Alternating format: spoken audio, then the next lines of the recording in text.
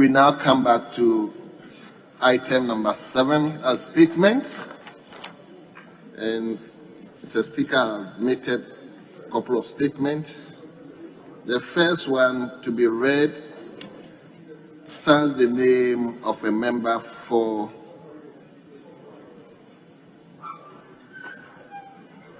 what's your constituency? Ellembelle. Yes. Honorable Emmanuel Kofi-Boa on the contribution of power grant to Ghana liberation struggle. Meanwhile, I will respectfully ask the first deputy speaker to take the chair. So, honorable member, you may go on with your reading.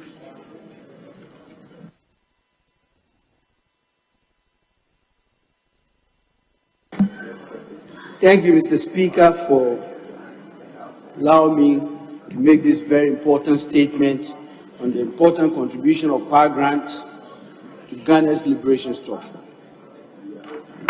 Mr. Speaker, as was once averred by Abraham Lincoln, any nation that does not honor its heroes will not long endure. Speaker, undoubtedly, this August House unanimously desires that our dear nation will not only survive but prosper in perpetuity. Therefore, Mr. Speaker, I crave your indulgence to give a statement in honor of one of Ghana's particular heroes in the person of Mr. George Alfred Grant, of blessed memory. This statement aims at throwing more light on his enormous contribution to the successful struggle for our motherland's independence. I believe a careful study of his role will inform as well as inspire us as Ghanaians to willingly and appropriately make the required individual and collective sacrifices for the development of our nation. So, Speaker, the man George Alfred Grant, affectionately called Pa Grant, hailed from Benin in the Nzima area, currently Jomoro district, in the western region of Ghana, and was born in the year 1878. To Mr. William Grant and Madam Ajua Buapi, he had his education at Wesleyan School, now Infansipim School, in Cape Coast.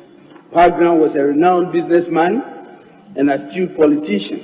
In his early years, at age 17, he commenced his business career and apprenticeship as a messenger with Messrs. C.W. Alexandra and Co., the timber dealers and general merchants. By 1914, assiduous Grant had learned enough and saved from his meager salary to start his firm, George Grant and Company, and thrived as a timber merchant with a prosperous export business at a time when the trade was subjugated by foreign companies, a feat which must motivate our youth to submit to learning and boldly taking on entrepreneurial initiatives. The Speaker, Mr. Grant's trade put him in a pole position to witness the unfair practices that both the indigenous workforce and local players in business suffered at the hands of the colonial authorities. Despite his thriving business, he became more concerned about injustice against citizens of the then Gold Coast. The political career of Mr. Grant was therefore born out of pure willingness to serve his nation and contribute to the liberation of his fellow citizens. Consequently, Mr. Speaker, Pa Grant joined the Aborigines Rights Protection Society as an organization that sought to prevent the indiscriminate expropriation of African lands by European authorities and campaigned against the exclusion of Africans from the colonial administration. It is refreshing, Mr. Speaker, to note that he also accepted an appointment into the Legislative Council to represent the people of Sekondi in 1926 and was instrumental in many development projects, including the introduction of street lighting and pipe water to Sekondi and Axim. The colonial government often impeded critics and intelligentsia membership into the council. Nonetheless, membership was open to those who were responsive to their opinions and tenets. the Kesley Hayfords, George Thompsons, and people of like-minded who were advocating for more power to the people had been silent and rendered less relevant to continue the struggle. The political epoch agitated Pagram to start the struggle for independence. Mr. Speaker, vexed with the growing injustice against natives of the Gold Coast and inspired by the increasing calls for a new political direction, Pagram organized the famous meeting, which was attended by eminent Ghanaians, including Dr. J.B. Dankwa, Awudo Williams, and others. The outcome of the meeting led to the formation of the UGCC on the 4th of August 1947, intended to achieve self-government within the shortest possible time. Mr. Speaker, let me seek your permission to read Pagram's letter inviting the eminent Ghanaians and other prominent lawyers to the first meeting that led to the formation of the UGCC. And I quote, "Gentlemen, for some time now, a few friends and I have met and discussed the dire state of our country's economic and political affairs. As a result, we have concluded that the only solution to this problem was an invitation to a few members of the country who have their country's interests at heart to meet and discuss these topics. Therefore, we will resolve to form a committee that can appeal a broader cycle of the public to cooperate with us as we create a national political body or organization to deal with concerned efforts in economic, industrial, and political matters and raise funds for these purposes. Our ultimate objective is to appeal to all sections of the community in this great movement. I am positive that this is the only exclusive way to achieve our national aspirations towards economic and political independence. I am therefore very committed and invite you to a meeting to be held at the premises of Mr. Abion Mens at Sopon on Monday, 7th day of April 1947 at 10 a.m. Yours faithfully, signed, George Alfred Grant. Mr. Speaker, considering the essential role that money plays in executing the agenda of every political organization, it is worthy to note that as the president of the UGCC, Pagram made the first donation of £250 UK pounds as seed money to run the UGCC, while others, including some of the big 6 members, contributed £25 and £50. Mr. Speaker, the selflessness of Mr. Grant impelled him to provide money for the Fed to repatriate the iconic Kwame Nkrumah to the Gold Coast to take up an appointment as the General Secretary of the UGCC after Nkrumah's over a decade stay abroad. It is also striking to learn that Grant's avid pursuit of political freedoms and civil liberties for his fellow citizens was not without adverse repercussions on his hitherto thriving business enterprise. Colonial authorities victimized him to the extent that logs or timber bearing his company's symbol were prevented from boarding any ship at the harbor. He had to resort to the expansion of his timber business locally to avert imminent collapse. Nonetheless, Mr. Speaker, Pagram persevered in his fight for political liberty for our dear nation. Unsurprisingly, due to his unflinching commitment, he was known to many during the Gold Coast era as the father of Gold Coast politics. Sadly, Mr. Speaker, death laid its cold hands on Pagram at the age of 78 on the 30th of October 1956 in Axim, and he could not witness the outcome of what he stood and fought for, which was the independence of Ghana. However, today, the critical and inspirational role played by Pagram, the man from the very beginnings in Nzima, in the attainment of Ghana's independence, it is therefore worthy cause to devote part of our time to reflect on his works and appreciate the man who did not only dedicate his time and resources, but also sacrifice his flourishing timber business to engineer and support organizations and individuals, including Osajifo Dr. Kwame Nkrumah, who steered the Gold Coast into independence and for which reason we are all seated here as members of Parliament today. Mr. Speaker, with your indulgence, I entreat all of us as members of Parliament and the Ghanaian citizens at large to emulate the selfless and serving attitude of Pagram for the development of our dear nation. Mr. Speaker, the story of Ghana's liberation struggle will never be complete and has never been when Pagram's vision and monetary contributions towards the independence of the Gold Coast has not been duly honored. It is a great tragedy that up to today, Pagram has never been prominently, and I quote that, placed in the history books of Ghana. Grant, through his selflessness, nationalism, vision, and devotion to the Gold Coast freedom from colonial rule, is monumental. He is the doyen of Ghana's independence and must be recognized and acknowledged as the father and financier of Gold Coast politics, and must have a place in Ghana's political history.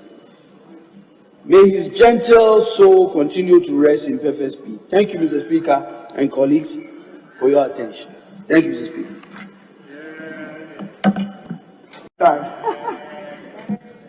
Yes, honorable member for Belkwa South. I'm grateful to Honorable Speaker for the opportunity to contribute to this all-important statement, ably put together by my respected colleague, Honorable Emmanuel Ama Kufibua. Honorable Speaker, last Friday, I eulogized Dr. J.B. Dankwa, whose passing was 57 years ago. And I'm elated that today, my colleague, Honorable Bua, is following the path of righteousness by also trying his very best to talk about somebody that I would say midwifed the United Gold Coast Convention. So there are those who are in the background and they do the serious work, and there are those who take the credit. Today we cannot talk about our independence struggle without, eulogizing the chief and main financier. The record will show that when somebody was even unable to pay his travel expenses to come to the Gold Coast to help in the struggle, it took this serious merchant and businessman to pay for his travel ticket. Where would Kwame Nkrumah have been but for the largesse and generosity of Pagram? That's why I am of the humble view that this statement is immensely important for our education. Honorable Speaker, some people are born with some gifts. We are being educated by this statement that even at the age of 17, he started his business career and he became a serious timber merchant, as they would like to describe him. And he partnered with some foreign business entity, Messias, CW, Alexander and Company. That is amazing. Because at 17, I'm sure a lot of people were doing hunting for what's this popular meat? Yes, grass cutter. Speaker, you know how grass cutter adds to abunabunu. But some people were doing all this. Going to look for snails and the rest of it. I don't know where he got his genes from, but 17. We're not talking about modern times.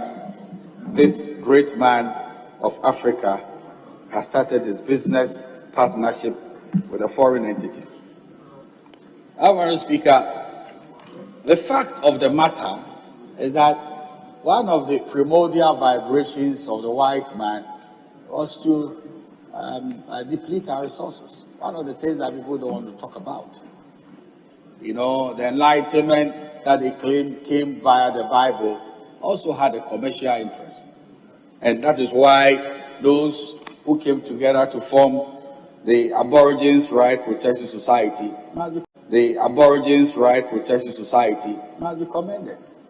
They were very, very strong on the point that the indiscriminate expropriation of African lands by European authorities and businessmen should be stopped. That was very good for us. The land of any people, I mean, is their blood and soul. And we have to bow to the strength of Pa Grant in joining such a respected society that championed, I mean, the rights of Africans. Again, it was said that it is only the white man who should have the best of jobs and the rest of them.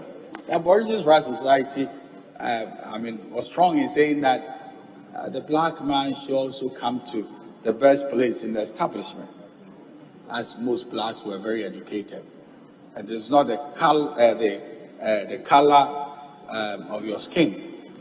And you might worship the white color pigmentation, but Africans had intellectual, and intellectualism is not too much a factor of your color or the level of your thinking. This is where I salute Pa Grant for what he did in respect of his work with the Aborigines Rights Protection Society.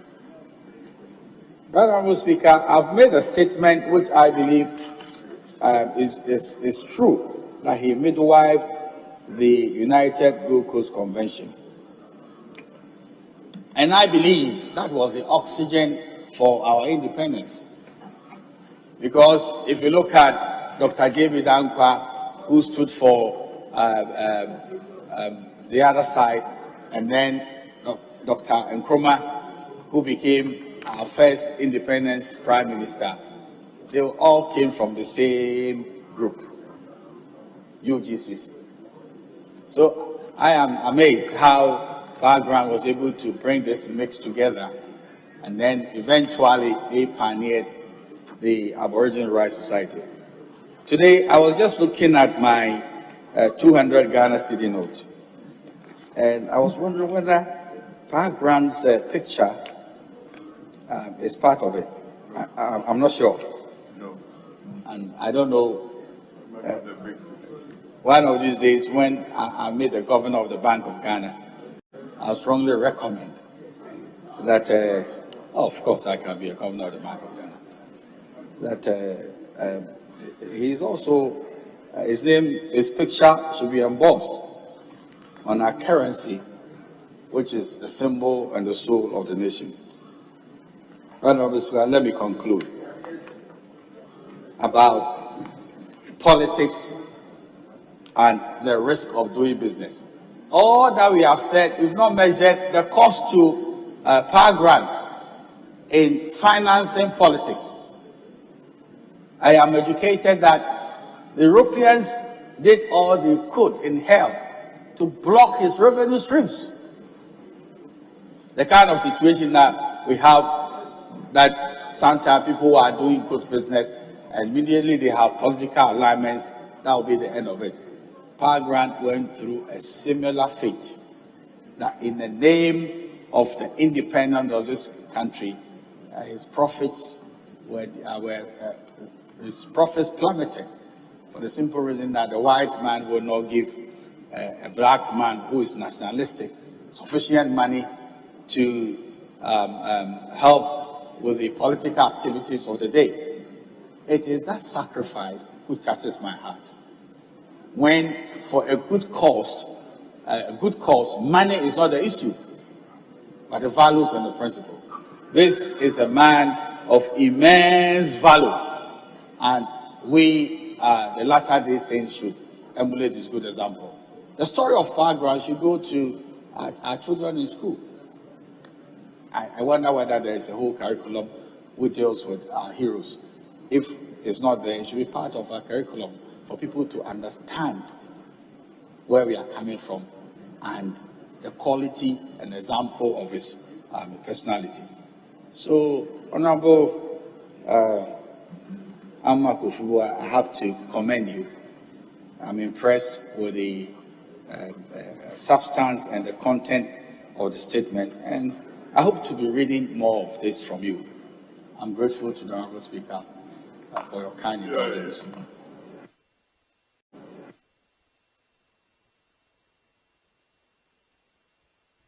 Yes.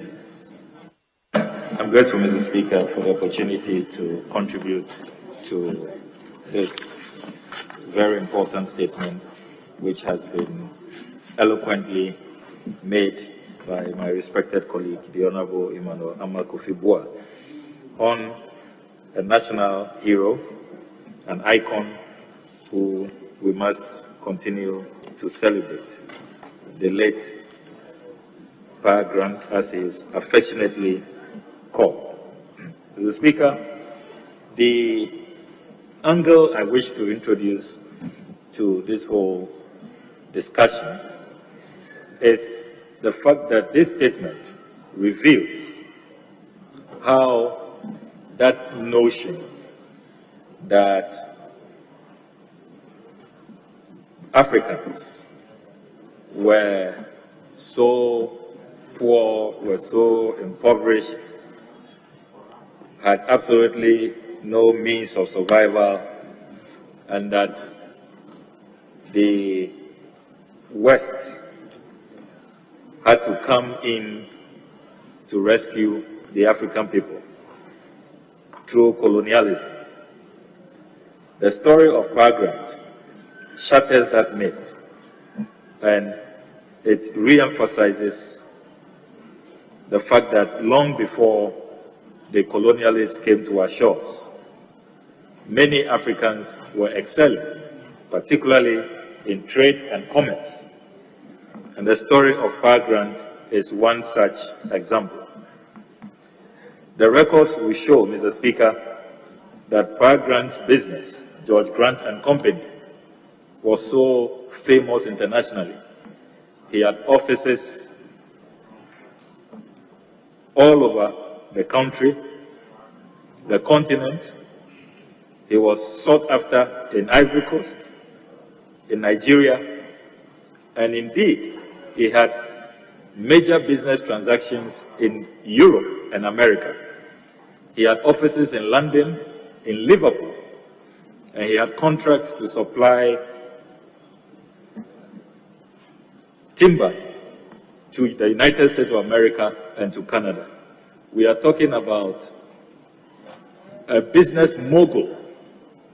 I mean, in today's assessment, we will be ranking him probably in the category of people like Dangote, you know, people like Adenuga, you know, people like